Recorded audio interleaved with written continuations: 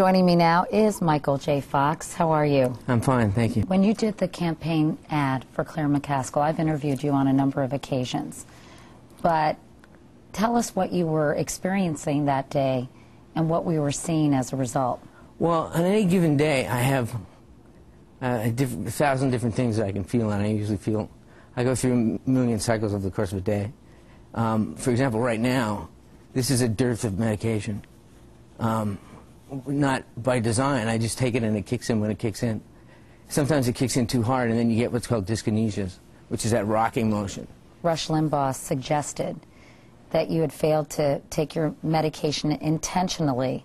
So when you did that ad, you'd be more symptomatic and therefore more sympathetic. The irony of it is that I was too medicated and was dyskinesic.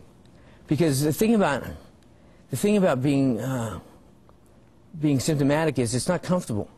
It doesn't. Nobody wants to be symptomatic. It's like wanting to hit yourself with a hammer.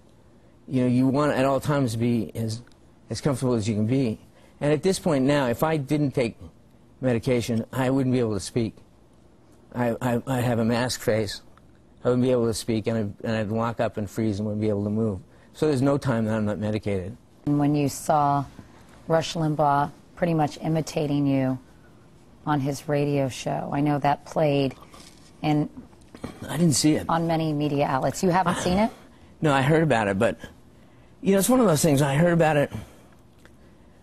I just kind of, my first thought was, no. You're kidding me.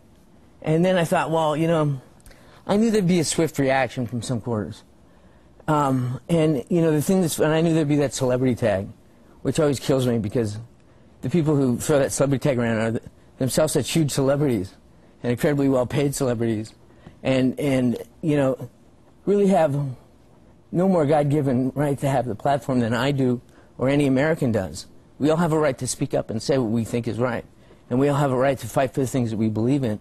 And I believe that science should move forward in this country. Science is a big part of the American story, and we need to start writing a new chapter. I called Rush Limbaugh and he told me, I believe Democrats have a long history of using victims of various things as political spokespeople because they believe they are untouchable, infallible. They are immune from criticism. He went on to say, Michael J. Fox is stumping for Democrats in the political arena and is therefore open to analysis and criticism, as we all are. Well, first thing, you know, he used the word victim, and in another occasion I heard he use the word pitiable.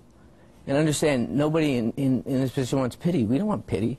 I could give a damn about Rush Limbaugh's pity, right? Anyone else's pity. I'm not a victim. I'm someone who's in this situation.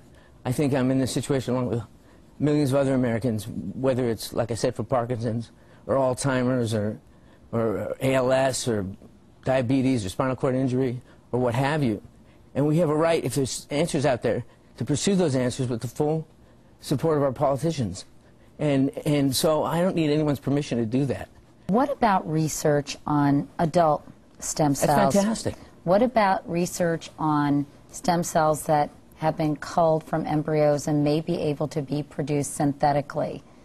In other words, this is such a political hot potato, as you well know. But the point of it is that the cells that were not used